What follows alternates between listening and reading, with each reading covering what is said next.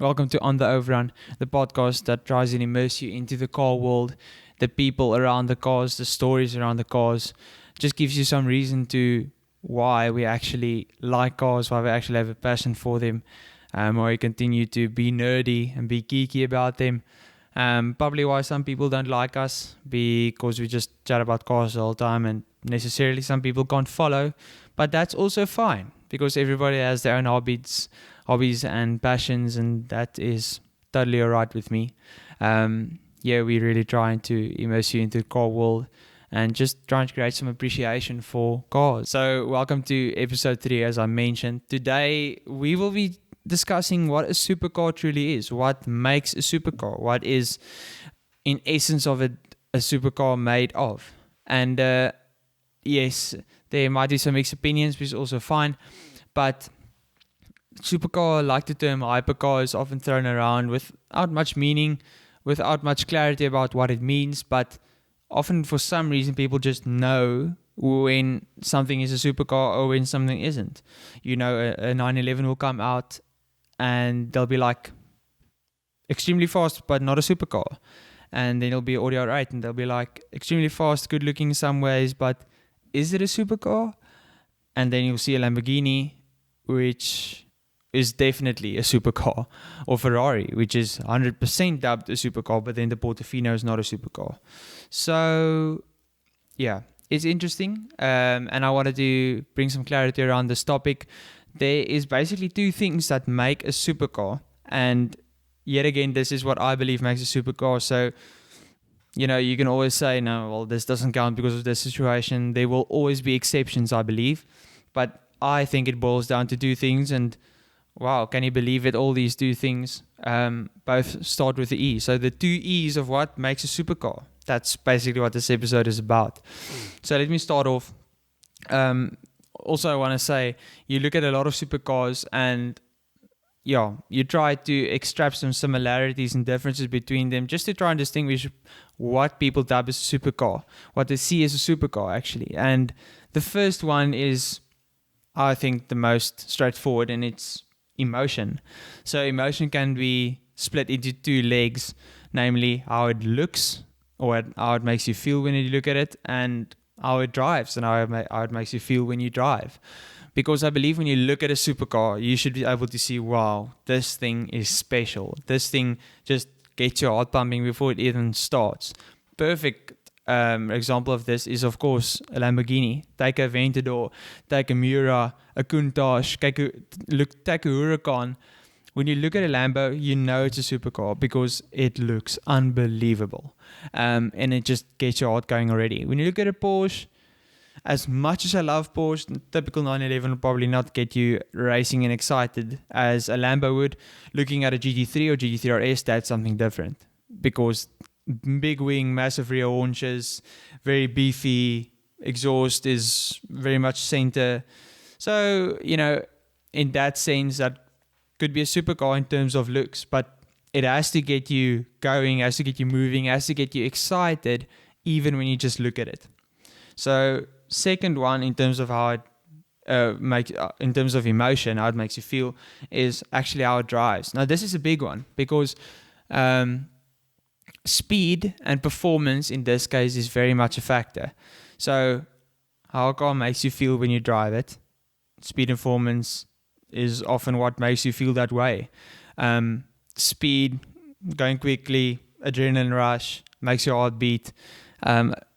Basically all supercars has that. Like looking at a car and being like, wow, this thing looks awesome, climbing in it, having the speed, that almost certainly makes it a supercar. Sound and how it makes you feel and what you hear, that is definitely the noises and the stimulus around it, that is definitely part of what makes a supercar. But why I don't want to make sound one of the main characteristics is because we live in a world that is very much going towards electric cars. Electric cars don't have sound, but now brands actually see that part of a character of a car is the sound, and the sound it produces what you hear. You have 5 senses. You're not going to use taste to see if a car is a supercar. You're mainly going to use feel and hearing and seeing, and what you smell sometimes. Not really, actually, not really. And that's more in terms of luxury. But what is very important in a supercar. So now brands are actually engineering sounds into electric cars which are 100% fake, but actually add a bit of character. Example would be the Porsche Taycan. If you go listen at a Porsche Taycan while it drives, it'll be silent, but there's actually a setting inside the car which makes this very much Star Wars-like sound. Number one, for safety, also to make the pedestrians hear, but number two, for you inside the car, it actually adds a bit of character. Actually adds a bit of, okay, ooh, what's this, you know? So sound is a factor, but that's why I'm boiling it down to emotion. Because when you drive, it's about how the steering wheel feels, and do you feel the road, and what do you hear? Like, do you hear the body screeching, or like the engine rumbling? Do you hear like the clutch engaging? Modern day supercars often don't have that, but that's why the sound of the exhaust and the ambience just fill the car basically. Okay, a lot of brands unfortunately do this where they pump fake sound into through the speakers of the car to make it sound more raw. Example of this is the BMW i8, and car enthusiasts absolutely hate this because they know it's fake. But unfortunately, brands are doing this. BMW are doing it a lot. Audi, also Mercedes, probably too. But they have to do it because exhausts are getting quieter because of emissions regulations and so on and so forth. That's very unfortunate. But unfortunately, that is where it's going at the moment. So emotion, to recap how it looks, it's got to make your heart bounce and get you excited even before you drive it. And then how it drives, it's very important. How it makes you feel, going quickly around the corner, braking hard, hearing the sound as you accelerate, shifting gears. Often manuals also enhance this experience, but then again, a lot of supercars are so fast these days that if you have a manual, you can't even control it. Just look at the newest Ferraris, the F8 Tributo, the Pista. Just look at the Turbo S Cabriolet or Turbo S Coupe. If you want to call that a supercar, that's on you. But those cars are so extremely quick, and basically all supercars have over 600, over 700 horsepower, over 450 kilowatt, that you can't really have a manual to enjoy it with. Then again, Gordon Murray feels different. He's making a naturally aspirated V12 with a manual, which we are very excited to see. But how it makes you feel definitely is one part of what makes it a supercar. And the second part, and I think this is also very much undeniable, is exclusivity. In some way, everyone can't have a supercar. A supercar has to be something special. It has to be something exclusive. Yes, a lot of the time exclusivity comes down to price, because not everyone can afford a car over, 3 million rand or $100,000, so to speak. So exclusivity, it's not just something exclusive to supercars. It's just something or a characteristic that is going to be part of what makes a supercar, because not everyone should have a supercar, because that's just plain. If you look 50 years ago, in some ways you might see a Civic Type R as a supercar, but then again, okay, some things might be missing. But now these days, anyone can have it if you have the money, of course. But I think exclusivity does come down to price, of course, or being chosen. A lot of limited run cars these days, 750 units, 500 units, and then you have to be chosen. But I think it comes down to not everyone can have a supercar, otherwise it's not going to be a supercar. Not everyone, everyone can have a Polo, like a Volkswagen Polo. It's not going to be a supercar because it's just widely available. And yes, even though there are 1,002 Lamborghini Huracans in the world, or Ferrari 458s, still it's very much in the 0.01% of the world. So exclusivity is going to be something, it's the same with watches, the same with clothes. It's something you look up to. You're like, wow, I aspire to have this, aspire to own this. So if you look at other characteristics of supercars, it basically comes down to this, emotion, exclusivity. You can even go down to colors or specs or specifications in cars, which is in some ways only exclusive to that car.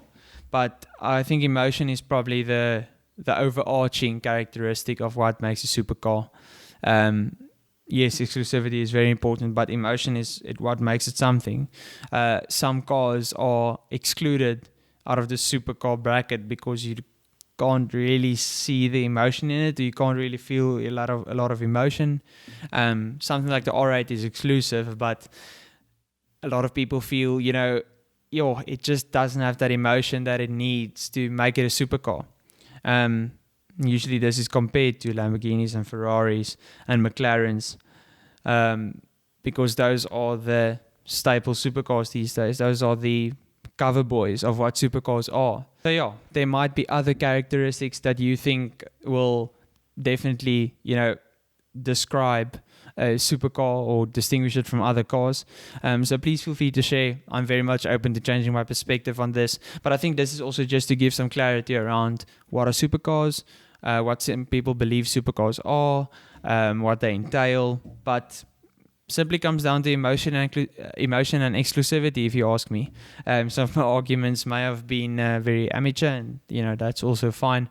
But I hope this gives you some clarity and insight into what a supercar is.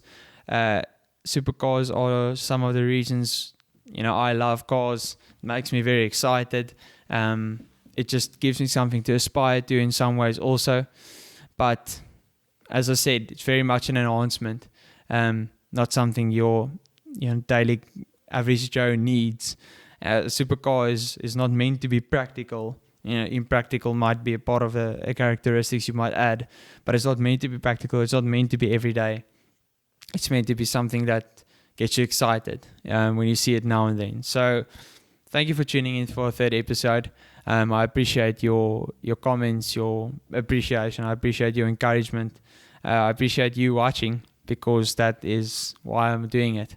So thank you. I hope you enjoyed it. Have a good one.